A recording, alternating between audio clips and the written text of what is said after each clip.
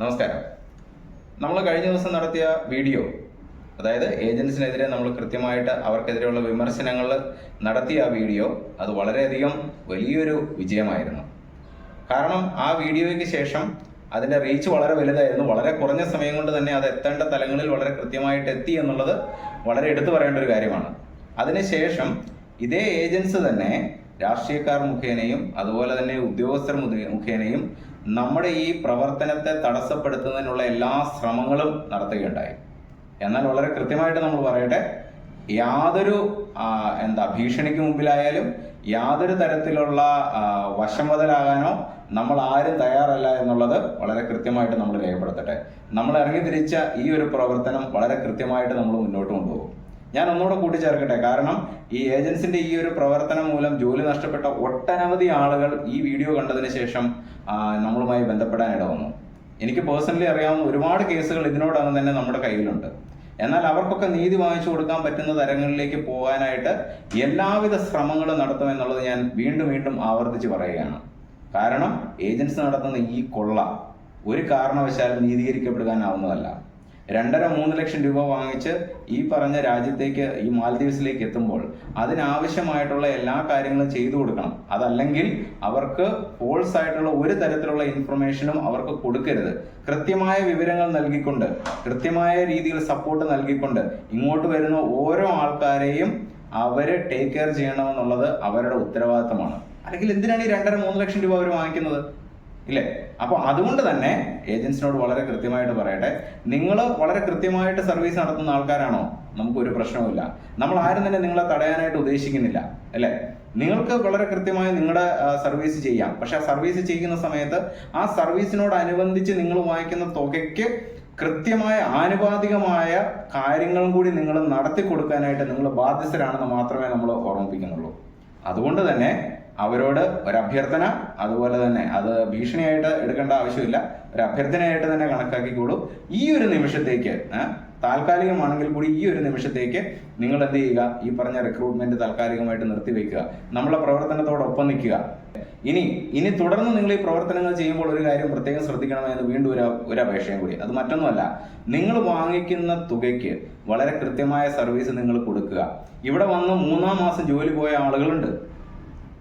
അതുപോലെ തന്നെ വന്നതിന് ശേഷം പറഞ്ഞ ജോലി അല്ലാതെ മറ്റു ജോലി കിട്ടുന്ന ആളുകളുണ്ട്, ഇല്ലേ?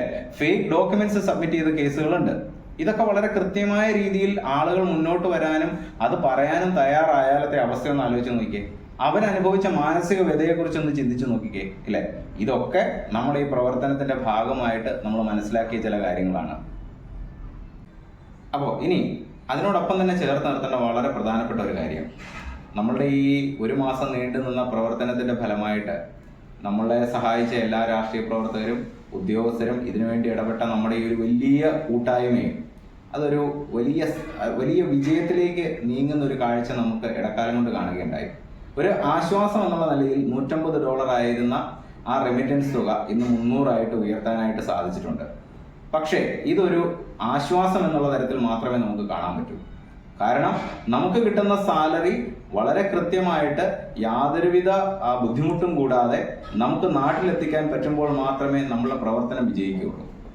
അതിനുവേണ്ടി ഇനിയും നമ്മൾ ഓരോ ആളുകളും ഓരോ രീതിയിലും അവരെ കൊണ്ട് കഴിയുന്ന എല്ലാ തലങ്ങളിലും ബന്ധപ്പെടാനും അതിനാവശ്യമായ രീതിയിലുള്ള പ്രവർത്തനങ്ങൾ നടത്താനും നമ്മൾ ഇനിയും തയ്യാറാവേണ്ടതുണ്ട്. ഇപ്പോൾ നേഴ്സുമാര്, അതുപോലെ തന്നെ ടീച്ചർമാര്, ഡോക്ടർമാര്, ഹെൽത്തിലെ വളരെ പരിമിതമായ ചില ആളുകളിലേക്ക് മാത്രമേ ഈ $300 എത്തിയിട്ടുള്ളൂ, ഇല്ലേ? അപ്പോൾ അതിന് പുറത്ത് മറ്റു മേഖലകളിൽ ജോലി ചെയ്യുന്ന ഒരുപാട് ആളുകളുണ്ട്. നമുക്കെല്ലാവർക്കും ഈ മാൽദീവ്സിൽ ജോലി ചെയ്യുന്ന എല്ലാ ഇന്ത്യക്കാർക്കും അവരുടെ സാലറി വളരെ കൃത്യമായിട്ട് നാട്ടിലെത്തിക്കാൻ പറ്റുന്ന ഒരു സാഹചര്യം ഉണ്ടാകുന്നിടത്ത് മാത്രമാണ് നമുക്ക് നമ്മുടെ പ്രവർത്തനം വിജയിച്ചതായിട്ട് കാണാൻ സാധിക്കുകയുള്ളൂ. അപ്പോൾ ഒരു യുണൈറ്റഡ് ആയിട്ടുള്ള കൂട്ടായ്മ, അത് അവിടെ ഹൈക്കമ്മീഷന്റെ പ്രവർത്തനങ്ങൾ എടുത്തു പറയേണ്ടതുണ്ട്. അതുപോലെ തന്നെ ഇന്ത്യൻ ഗവൺമെന്റിന്റെ ഭാഗത്തു നിന്നുള്ള സപ്പോർട്ട് നമുക്ക് ആവശ്യമുണ്ട്. മാൽദീവൻ ഗവൺമെന്റിന്റെ സപ്പോർട്ട് നമുക്ക് ആവശ്യമുണ്ട്.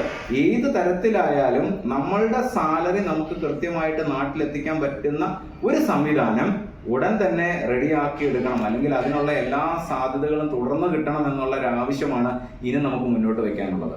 അതുകൊണ്ട് തന്നെ ആ ഒരു പ്രവർത്തനത്തിലേക്ക് നമ്മൾ ഇറങ്ങേണ്ട സമയം ശരിക്കും പറഞ്ഞാൽ അതിക്രമിച്ചു എന്നുള്ളത് വളരെ കൃത്യമായിട്ടുള്ള ഒരു കാര്യമാണ്. അപ്പോൾ നമുക്കൊരു പെർമനന്റ് സൊല്യൂഷൻ, ആ പെർമനന്റ് സൊല്യൂഷൻ എന്നുള്ള കാര്യത്തിലേക്കാണ്, അല്ലെങ്കിൽ ആ ഒരു ആവശ്യത്തിലേക്കാണ് ഇനി നമ്മുടെ പ്രവർത്തനങ്ങൾ നമ്മൾ കൂടുതലായിട്ട് കേന്ദ്രീകരിക്കാനായിട്ട് ഉദ്ദേശിക്കുന്നത്. അതിനാൽ തന്നെ നമ്മളുടെ പ്രവർത്തനങ്ങൾ ഇനി നമുക്ക് മുന്നോട്ട് കൊണ്ടുപോകേണ്ടത് ഒരു പെർമനന്റ് സൊല്യൂഷൻ എന്നുള്ള ഒരു പ്രധാനപ്പെട്ട ഒരു കാര്യത്തിൽ ഊന്നിക്കൊണ്ടാണ്. അവിടെ നമ്മൾ നേരിടാൻ പോകുന്ന പ്രധാനപ്പെട്ട പ്രശ്നമായ ഏജൻസിന്റെ ചൂഷണം, അത് വളരെ പ്രധാനപ്പെട്ട ഒരു കാര്യമാണ്. അതോടൊപ്പം തന്നെ ഇവിടെ ജോലി ചെയ്യുന്ന ആളുകളും ഇനി ഇങ്ങോട്ട് ഭാവിയിൽ വരാനിരുന്ന ആളുകൾക്കും എല്ലാവർക്കും അവർ ഏൺ ചെയ്യുന്ന പൈസ നാട്ടിൽ കൃത്യമായിട്ട് എത്തിക്കേണ്ടതും വളരെ പ്രാധാന്യമർഹിക്കുന്ന ഒന്നാണ്. അതുകൊണ്ട് തന്നെ ഈ രണ്ട് പ്രധാനപ്പെട്ട കാര്യങ്ങളിൽ ഊന്നിക്കൊണ്ട് തന്നെ നമുക്ക് വീണ്ടും മുന്നോട്ട് പോകാം. എല്ലാ ആളുകൾക്കും അവിടെ ടീച്ചേഴ്സ് എന്നില്ല, നേഴ്സസ് എന്നില്ല, മറ്റ് മേഖലകളിൽ വിഭാഗങ്ങളിൽ ജോലി ചെയ്യുന്ന ആളുകളിൽ നിന്നില്ല.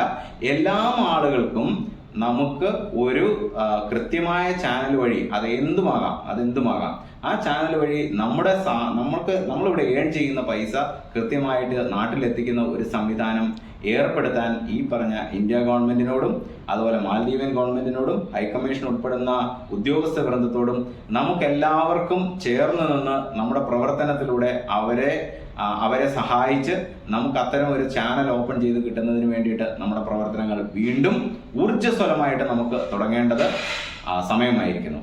അതുകൊണ്ട് തന്നെ നമുക്കെല്ലാവർക്കും ഒത്തുചേർന്ന് നമ്മൾ ഓരോരുത്തരുടെയും കഴിവിന്റെ പരമാവധി, ഇത് നമ്മുടെ ഭാവിയെ കരുതുന്നതാണ്, ഇനി വരാൻ പോകുന്ന ആളുകളുടെ ഭാവിയെ കരുതുന്ന ഒരു കാര്യമാണ് എന്ന് മനസ്സിൽ വിചാരിച്ചുകൊണ്ട് നമുക്ക് എല്ലാവർക്കും വീണ്ടും ആ യൂണിറ്റി, ആ ഒത്തൊരുമ നമുക്ക് വീണ്ടും കൊണ്ടുവന്ന് നമ്മുടെ പ്രവർത്തനങ്ങൾ ഒന്നും കൂടി ശക്തമായിട്ട് തന്നെ മുന്നോട്ട് കൊണ്ടുപോയി ആ ഒരു വയബിൾ സൊല്യൂഷനിലേക്ക് നമുക്ക് എത്താനുള്ള പ്രവർത്തനങ്ങൾ തുടങ്ങാൻ സമയമായിരിക്കുന്നു. അപ്പോൾ നമുക്ക് ഒന്നിച്ച് അണിനിരക്കാം.